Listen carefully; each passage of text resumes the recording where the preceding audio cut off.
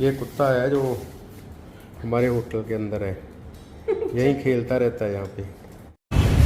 ये हमारा होटल है जी, बहुत सस्ता पड़ा है हमें। एक लेडीज़ है वही चला रही है, इसके 2 बच्चे हैं और यही चला रही है इसको। 2 रूम बने हैं ऊपर। अब ये कुर्सियाँ देखो, छोटे छोटे टेबल है और छोटी छोटी कुर्सियाँ, लोग बैठ के खाना खा रहे हैं इसके ऊपर। ये इस साइड पे भी ऐसे ही है, ये सब छोटी छोटी कुर्सियाँ, जैसे हमारे स्टूल होता है ना, इतनी हाइट है इसकी। और ये सब लोग ऐसे ही कुर्सियाँ चलती हैं यहाँ पे, इसी पे खाना खाते बैठ के। ये जी वियतनाम की नाइट, शाम का समय हो चुका है। ओल्ड क्वार्टर, ये देखो गोरे हैं यहाँ पे, सभी लोग घूमने आते हैं अपने अपने देश से। और दूसरी बात एक मैं और बता दूं, यहाँ पे ना कोई ऐसा कल्चर नहीं है, ऐसा सिस्टम कानून नहीं है जैसा कि थाईलैंड में प्रोस्टिट्यूशन जो है उसको लीगल कहा जाता है। वहाँ कोई प्रॉब्लम नहीं है, सेक्स वर्कर्स जैसे हो गया। और वो एक आपको पता ही है थाईलैंड किस नाम से बदनाम है। मगर इन मुल्कों में ये गैर कानूनी है, ऐसा फ्रॉड भी है, स्कैम भी होते हैं। आना तो फैमिली के साथ आओ, नॉर्मल बंदों की तरह, इंसानों की तरह घूम के वापस चले जाओ भाई। और कोई पंगा मत ले लियो, यहाँ पे पंगा लोगे तो फंस जाओगे। तो ये ऐसा जितनी भी मर्जी सख्ताई हो, कुछ ऐसा तो होता ही नहीं है कि कुछ ये ऐसा कुछ गलत ना हो किसी मुल्क में। हर जगह ही होता है, इंडिया में कौन सा कम होता है। मगर मैं जानकारी इसलिए दे रहा हूँ कि थाईलैंड वाला फीलिंग लेके कहीं वियतनाम में मत आ जाना आप लोग। ये पता चले कि आप दूसरे दिन आपकी आंखें जेल में खुले, ये ध्यान रखना आपने सबसे पहले। हाँ, नाइट लाइफ है, खाना पीना है, मसाज है, ये एंजॉय करो आप।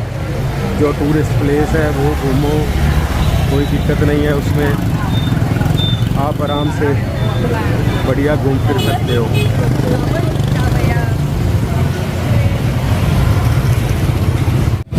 यहाँ पे ना ग्रैब भी चलती है, वो लॉस में नहीं चलती। और यहाँ पे ग्रैब टैक्सी भी है, बाइक भी है।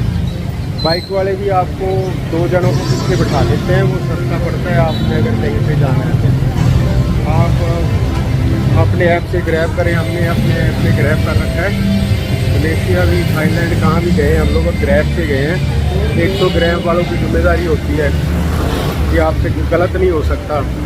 कहीं उल्टे रास्ते, जैसे 2-3 जगह हमें काम था तो ग्रैब वाले ने उल्टे रास्ते ले लिया, मनी एक्सचेंज का पूछा था उससे, तो उसी वक्त हमारे फ़ोन पे मैसेज आ गया।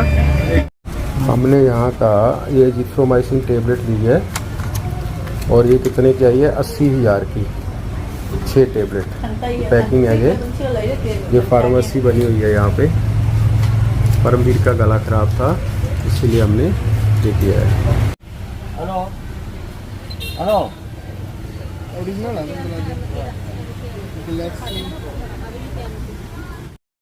हेलो हेलो, ओरिजिनल है।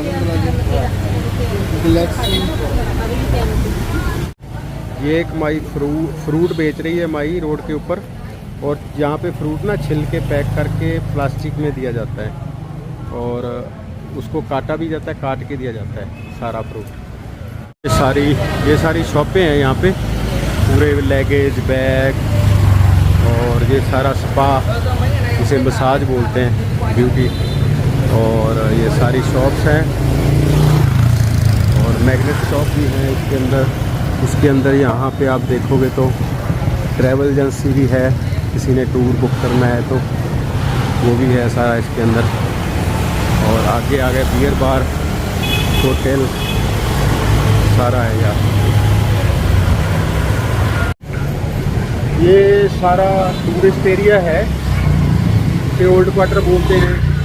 और यहाँ पे सारे टूरिस्ट ही ज़्यादा आते हैं। सारी शॉप्स हैं, रेस्टोरेंट हैं, होटल हैं।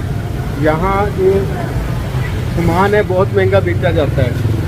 एक तो यहाँ की करेंसी की आम बंदे को समझ नहीं आती, लाखों में करोड़ों में करेंसी है यहाँ की। तो यहाँ पे क्या करते हैं, ये आपसे रेट कुछ है बताएंगे कुछ और महंगा बेचते हैं। इसीलिए हमने भी वो डिसाइड किया, एक तो हम सामान नहीं लेके जा सकते क्योंकि हम 7 किलो बैग से आए हैं थाईलैंड में। अपने जो बैग है वो सारे हम थाईलैंड में छोड़ के आए हैं। और थाईलैंड के अंदर होटल था हमारा, आपने वीडियो में देखा ही होगा कि वहाँ सारा छोड़ दिया। अब हम लोग 7-7 किलो बैग ही हमारे पास इतने वज़न है, कोई चीज़ भी लेंगे तो ज़्यादा वज़न हो जाएगा, तो इसलिए हम लोग कुछ सामान नहीं ले रहे। दूसरा यहाँ महंगा बहुत है, इंडियन फूड, इंडियन खाना बहुत महंगा है यहाँ पे। तो ऐसे है कि मतलब कोई ऑप्शन नहीं है दूसरा, तो बस रुकेंगे।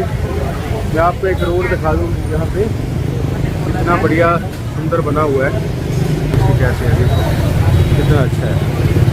अभी वियतनाम भी बहुत तरक्की कर रहा है, बहुत तरक्की की राह के ऊपर है। जैसे हमारा हिंदुस्तान अभी तरक्की कर रहा है दिन ब दिन, ऐसे ही बहुत अच्छी तरक्की कर रहा है ये।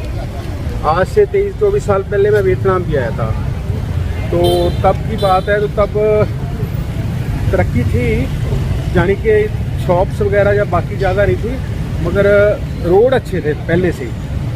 आज से 25 साल पहले लगा लो कि इनके रोड जैसे अब है, बढ़िया साफ़ सुथरे हैं और कोई टूटा नहीं है रोड कहीं पे।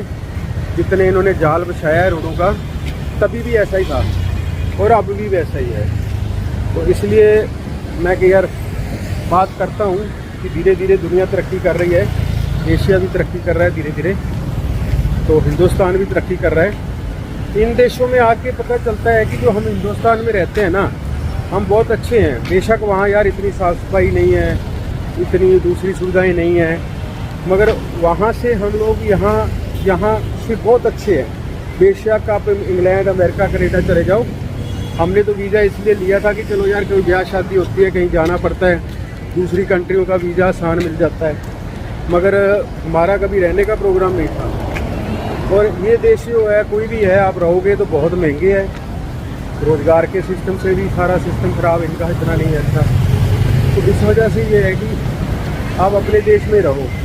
वहाँ क्या है कि एक परिवार है, 5-6 हज़ार का किराना आ जाता है, सामान ग्रोसरी का, और वो पूरा महीना निकल जाता है। गर्मियों में 2 AC चलाओ, 6-7 हज़ार वो निकल जाता है। जो बंदा 50 हज़ार इंडिया में भी कमा लेना, उसको किसी देश जाने की ज़रूरत है नहीं।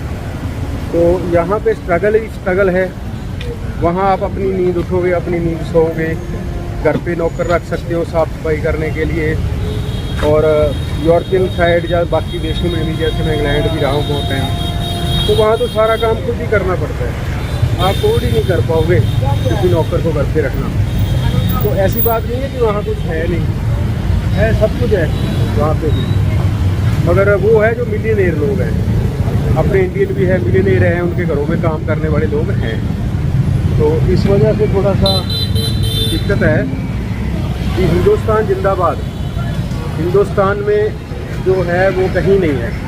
जो लोग बाहर जाके विदेशों में सेटल लोग हो गए हैं, जिनको डॉक्यूमेंट मिल गए, पासपोर्ट मिल गए, बिजनेस भी उनके चल पड़े, मगर वो यही चाहते हैं कि एक ना एक दिन हम वापस हिंदुस्तान जाएं, वहाँ बिजनेस करें, वहाँ करते रहें, वहाँ जाएं अपना सारा।